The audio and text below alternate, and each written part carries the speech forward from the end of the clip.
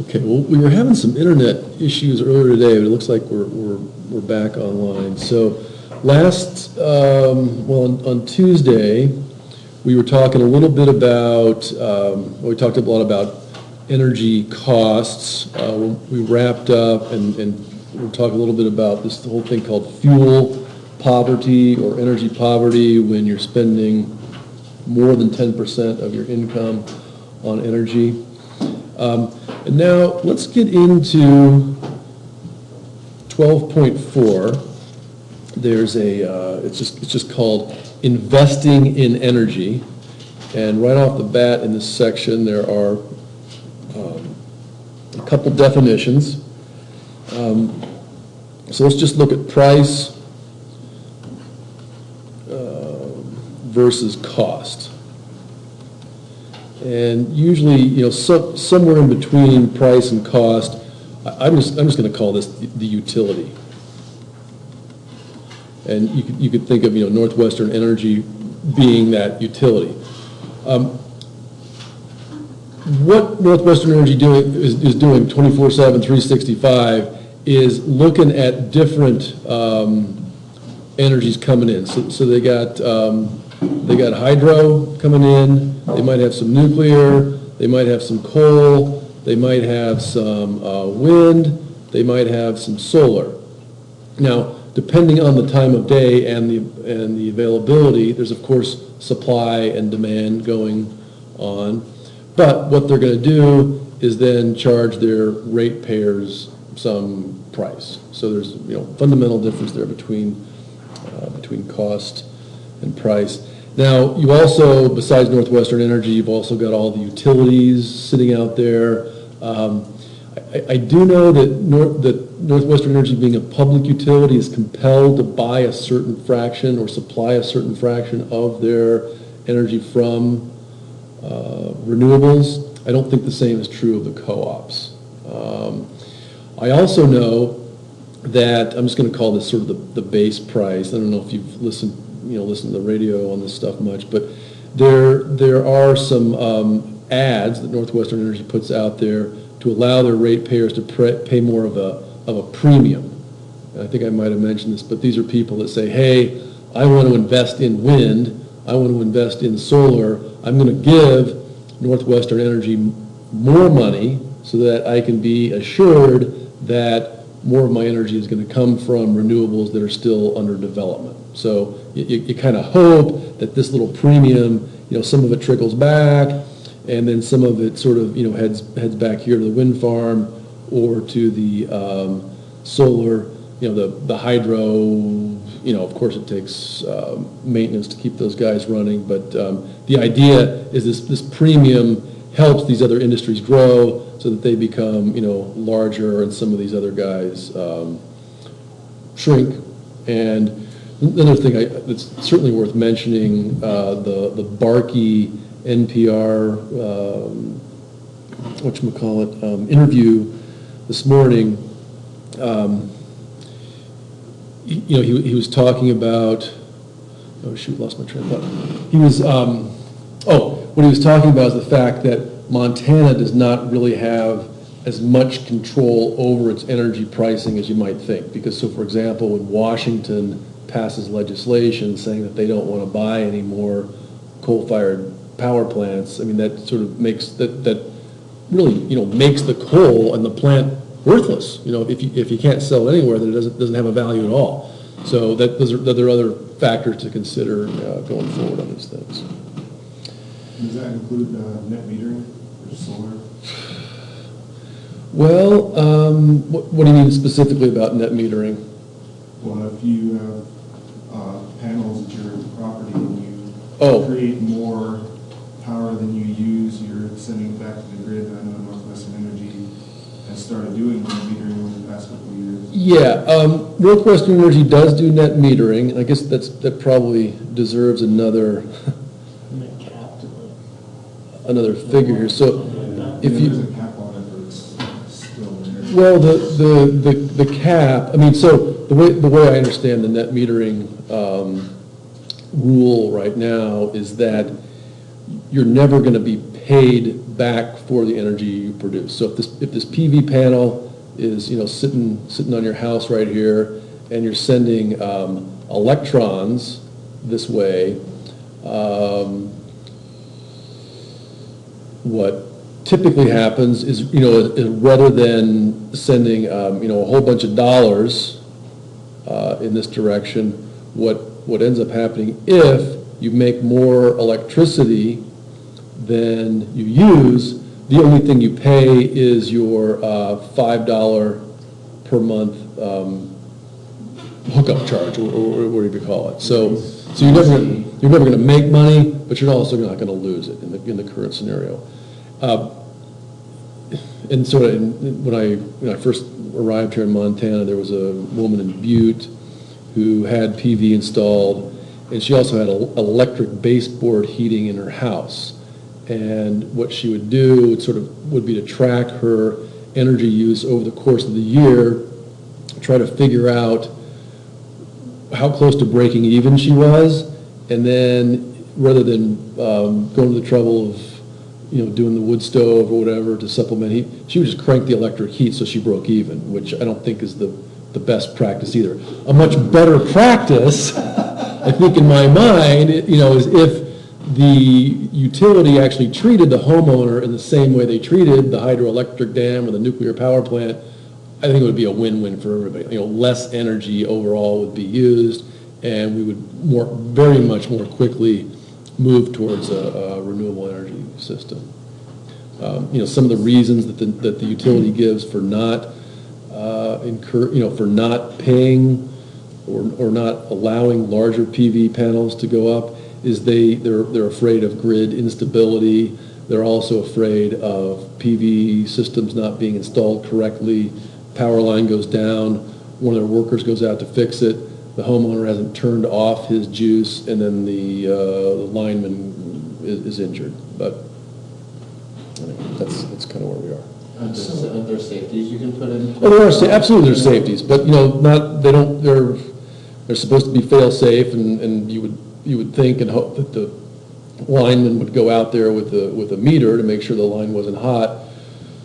One possible scenario, maybe he goes up to work on the thing when it's cloudy, and then all of a sudden, the breaker on the homeowner's house had not tripped itself or had not been manually actuated, and the sun comes out and some guy dies as a result. But no technology is perfect. But yeah, there are ways of turning off the flow of electricity back to the grid when the house does not detect a line voltage. So, yeah. So you're saying that no matter how much electricity you produce to go back to the utility, your price is only going to come down to that. Yeah. They're not going to write you a check. Right. The best you can do is break even. You're still making money because normally you have to pay for that energy. Yeah. Well, that's a good point. So the question is, are you making money or are you saving money? Well, that's... That money ain't leaving Yeah. my pocket, that normally has to leave Right. everywhere. Right. I mean, it's common sense to say you are at least making that, whatever your $50, $60, $100 bill is, if it's dropped down by $90, Right. well, that's $360 in 4 months that you didn't put out, that's Right. still in your pocket. Right. Thus, you have made that money. Right, right. Yeah, and here's the way to look at that scenario that you just mentioned there. I'm glad you brought it up. So if we just look at time in years, let's just write this out a little bit. I So think that is that you got to figure out what your usage is, because if you coat your entire house with panels and you're producing all this energy, well, You're really helping them. Well, you're helping them, but you're not helping yourself, because say you put out 4 panels and you get and that's what brings you down to that $5 and break even. If you had put up 8, you're producing a lot more, but you're not getting any more out. yeah, so you're looking for a sweet spot there. Yes, Exactly. yes.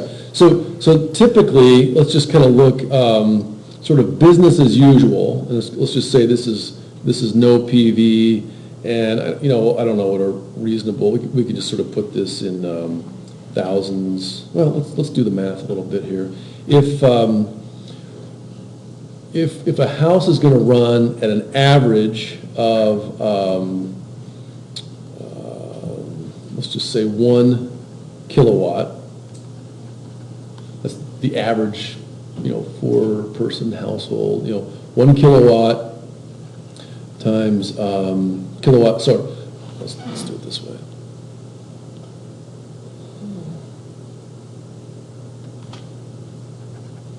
One kilowatt of power times 365 times 24. That's how many hours there are in a year. Right? Yeah. We'll do that little bit of math. We're looking at 365 times 24 equals 8760. 8760. That's kilowatt hours per year. I didn't put my units in here, but this is days per year, and this is hours per day. The days cancel, and we end up with kilowatt hours per year. So 8,760 kilowatt hours per year. If we multiply that by 10 cents per kilowatt hour, we've got 876 bucks a year. And I just kind of rounded it, let's just call it $1,000 a year, right? So business as usual, here's how much you spend in year 1, here's how much you spend in year 2, year 3, year 4, year 5, year 6, year 7, year 8, etc., right? There's your business as usual energy cost. Now, instead, let's say you're going to purchase. This is a reasonable purchase for Missoula. You're going to look at a system that 2,500 watt system, or 2.5 kilowatt system. And if you're able to purchase that system for $5 a watt, the panels themselves are down at about 80 cents a watt. So if I just went out and bought the panels, this thing would cost me about $2,000 just for the panels. And if labor didn't cost you anything, let's just sort of go. So you get it yourself. Bare bones with it. And I didn't include an inverter or anything like that. Let's just see. But theoretically, if it was $2,000, you're going to pay. So this is $876 per year. If you had the net metering, so again, this is business as usual. Here's your net metering. We're looking at 5 times 12 equals $60 per year. 60 times 8. I mean, over the course of this 8 years. 480. What's that? 480. 480. Thank you. What did I say? You just said 60 times 8, I just answered. Oh, okay, thanks. I remember the first day of class, but I multiplied incorrectly. But yeah, so thanks. $480. It's even hard to draw the line that skinny, but over 8 years, there's your cost. You had your initial cost of $2,000. And you're basically going to add a flat line at $2,000 to this little tiny slope that I just drew. You're going to come in, at a payback period of just over 2 years, if that's all it costs. Now, I said it's more reasonable looking at $4 to $5 per watt. So let's just say this is a $10,000 system.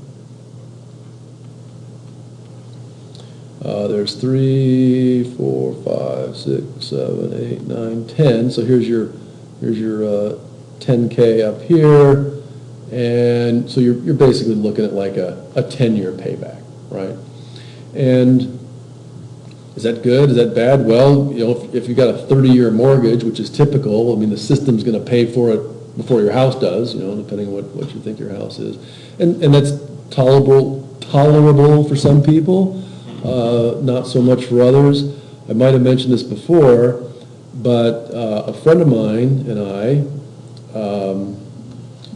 put in a bid to put a 1 megawatt system on the island of Antigua. And I can show you that. I'd like to apply for the labor. I can show you that math as well. But in Antigua, those guys pay $1.25 a kilowatt hour. 12 and a half times more. Yeah, that's the utility rate for electricity on the island of Antigua. It's got a population about the same size as Missoula. We proposed, and again, we proposed $5 a watt. So we were going to go for 1 megawatt, at $5 per watt equals $5 million. So we were going to spend $1, $2, $3, $4, $5 million now, or approximately. There's ways to kind of pay half now and a little more later in. So this is our cost. At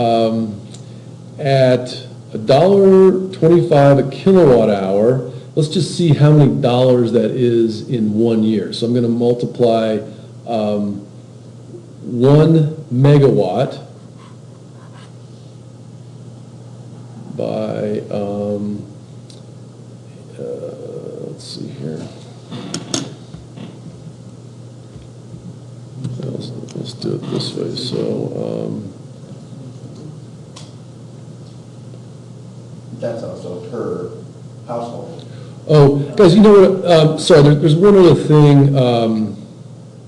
That I did not throw in here. I did not throw in.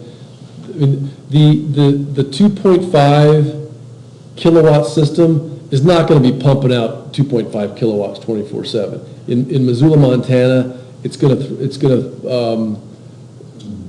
run for about 4 hours a day is the average. There's going to be days in February we're going to get 0. There's going to be days in July, August we're going to be getting 12 plus hours, but the average in Missoula, Montana is something like 4.4 years, and you'll see a lot more of that when you get into NRGY 243, et cetera. Let me just pull the numbers up. I actually did all of the That's 1/6 of engineering your for day it. on average, so Yeah. 17-18% of that 2.5 is what you're receiving. Mm-hmm. So a little less than 0.5, probably 0.4 or something. Yeah, let me just, here's Antigua. Budget. I think I just have it in the budget.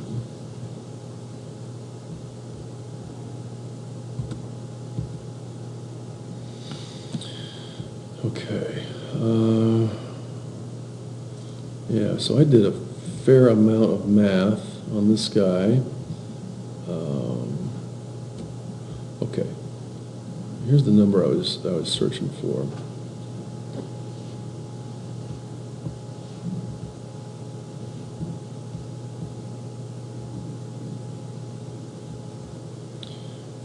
Okay.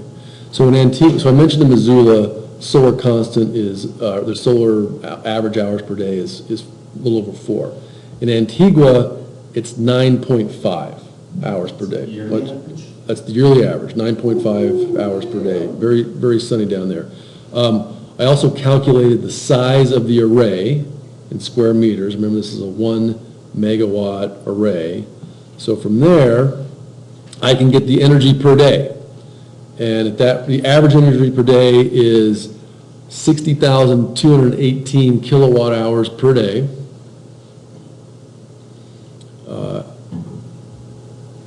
As I mentioned, they're paying $1.25 a kilowatt hour, so I've got 60,000 kilowatt hours per day times $1.25 per kilowatt hour. I'm making 75 grand a day on this. Solar gross income over 5 years, Yeah, so 27 million. I'm going to make $27 million with electricity the very first year this thing goes up. For a $5 million investment. Yeah, So you get back in the first, 3 months. Yeah, thank you. You beat me to the punchline, but yes. I'm not sure you answered that. Well, they said no. The Premier, we were actually dealing with You said the energy company has a. yeah, and the reason, and it was all political. It was just because there's a Syrian strongman who owns the grid, and that's the difference He between also owns the oil. yeah, it's the difference between what's called a free market economy and what's called a big man economy. If you sort of go back to the ancient days of yore when we were tribal, I mean, things were sort of based on whatever the biggest, strongest, most violent person had to say, and that's kind of where they are because, yeah, he not only owns the utility grid, but also owns the diesel shipping lanes in and out of the island. So there's no technological barriers. It was just all, political and economic.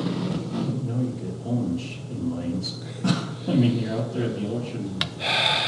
The ocean's free, but if you, like you said, if the big man thing, if you got ships that are set up with guns, then you can kind of dictate what goes on. Yeah, I mean, I think, if you remember, it might even be the second, the second image in this book, right? Wasn't there a shot of some guy parachuting money down onto the deck of some ship? So, whatever figure it was, chapter one. Yeah, off the, it's figure 1.6, so. Well, and shoot, we're doing the same thing right now, bombing these fuel trucks that ISIS is driving around because that's where they're making their money. They're making half their money owning oil fields, and we figure if we can blow up some of their oil trucks, then maybe they won't have as much money and be able to run around like they are. Anyway, okay, so that's kind of some of the issues with costing and pricing money and a little bit of the politics involved. Okay, the next little bit, I know we've already done this. There's an example in the textbook. This is box 12.3. And we've already done this example, so I'm not going to do it again. But box 12.3 is a lighting example. And really the idea here is that it's the same exact thing we did before, where you might have a business as usual, where you don't spend any money now, you just keep spending money in the future, versus spending money now at a lower cost, and then right here is more or less your break-even point. So that's really all that box 12.3 is about.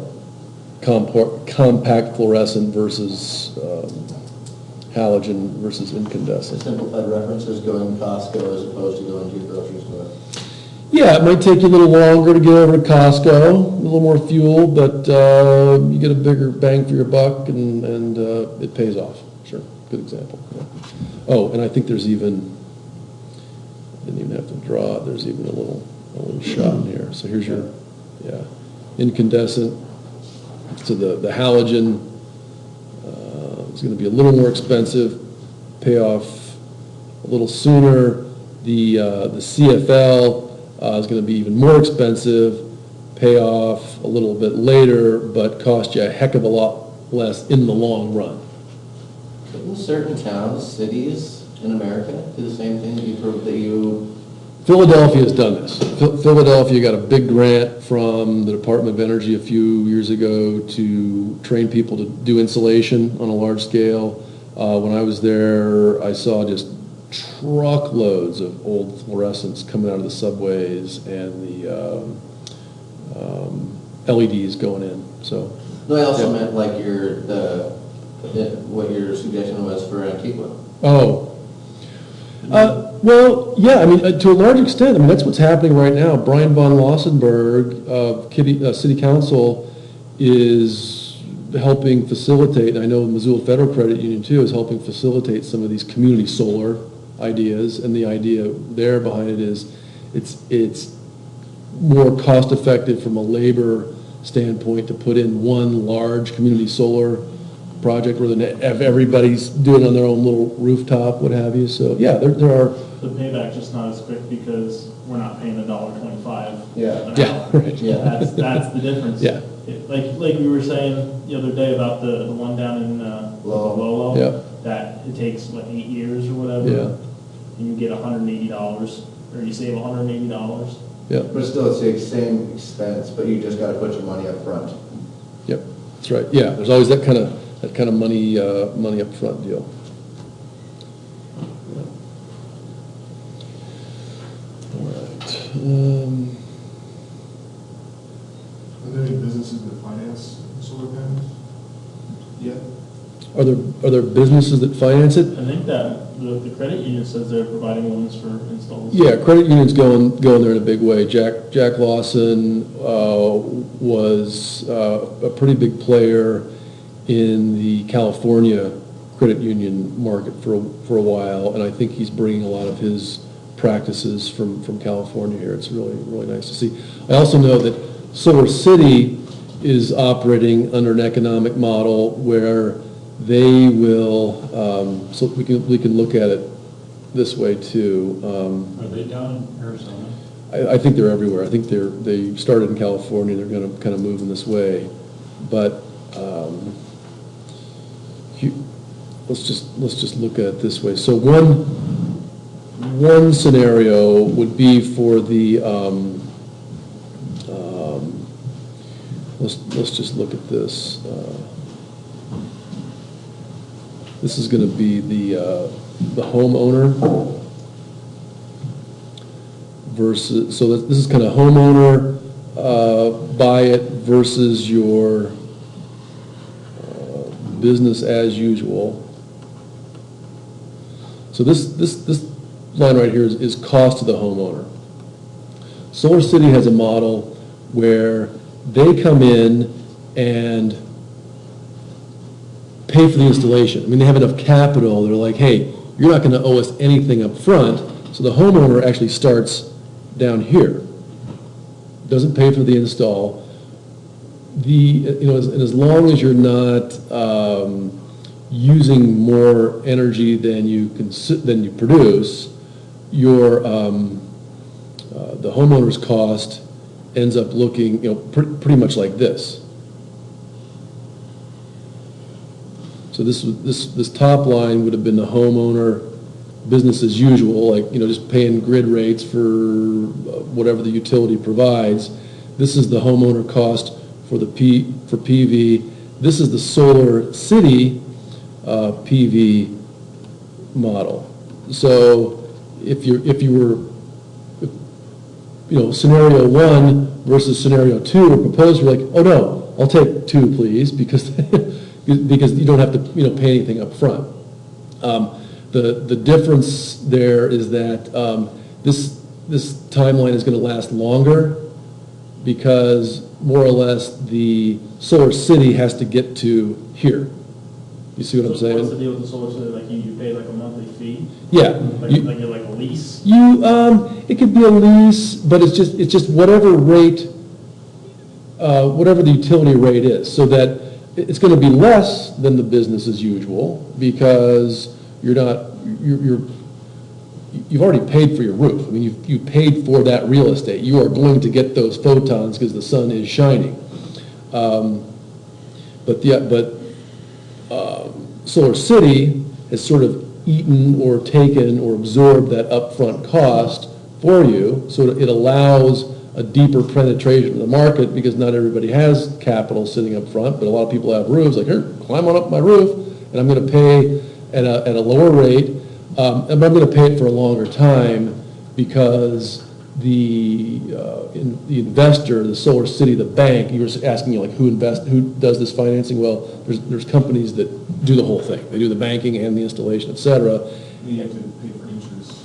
Yeah, and so you're paying for whatever the capital cost was. So the economic model ends up going a little bit longer, out to here, and so you can sort of think of this chunk right there as sort of your interest. That's fine. And in this relation, the homeowner cost line would actually be a hair lower on angle, so that it ultimately would supersede where the Solar City PV model is Because you paid that money up front and you're not spending any interest money. Yep. So, in my mind, it's a win-win, Yeah, it's, both of them. yeah, the bankers are gonna make their money back on the homeowner. The homeowner's gonna save money because they've already got the system installed, if they're properly net metered, I guess the question then becomes who gets the money back? Does the company get it or does the homeowner get it? But these are all called power purchase agreements, and I think it's really smart to think in these ways moving forward, because you could even be the banker sitting in the middle negotiating between Solar City and the frugal homeowner who's like, oh, I really want to, so there's room for As long as the negotiation. interest rate's reasonable, I mean. Well, I know somebody that's got this in Flagstaff, and down there, they actually will, if you produce more energy, they'll pay, the utility pays you, so he basically has no power charges, because that covers that Yeah. $5 a month hookup fee and those other things. And, he What his says, small interest is. just says he doesn't have, once he did that, he doesn't have any costs. So the check that he gets cut from the power company probably goes to pay for whatever his fee is Right. for Yeah, using yeah, the that's what it Solar is. City. Yeah, But we can't do that here. that all depends on, like, us getting the 4 hours. Flagstaff probably gets a lot more per day. Right. Like twice as much on average. One thing this latitude and elevation has going for it is that there's the atmosphere is less thick. It's not as thick, so we do get better sunlight in that respect when it comes. Oh, another thing is it's colder as well, and the PV panels run much more efficiently when it's cold. So you got less air mass, colder air temps, so that makes up a little bit for what we lack in total number of sunlight hours. Yeah. Panel goes out, or. They come and cover it. They just come in and Yeah. replace, no cost to you. So you're basically You're leasing. leasing, Yeah. essentially would be the proper term for it. Huh. I imagine that all went down to the agreement, if I do this for 30 years, the duration of do I then own, like lease with option to buy, if you end up doing the whole thing for a certain span of time, to where they have recouped all of their money and made what they're supposed to. Yeah. Whether it's a rent to own or lease, where it's, Yeah. it's 5-year agreement, and after 5 years, you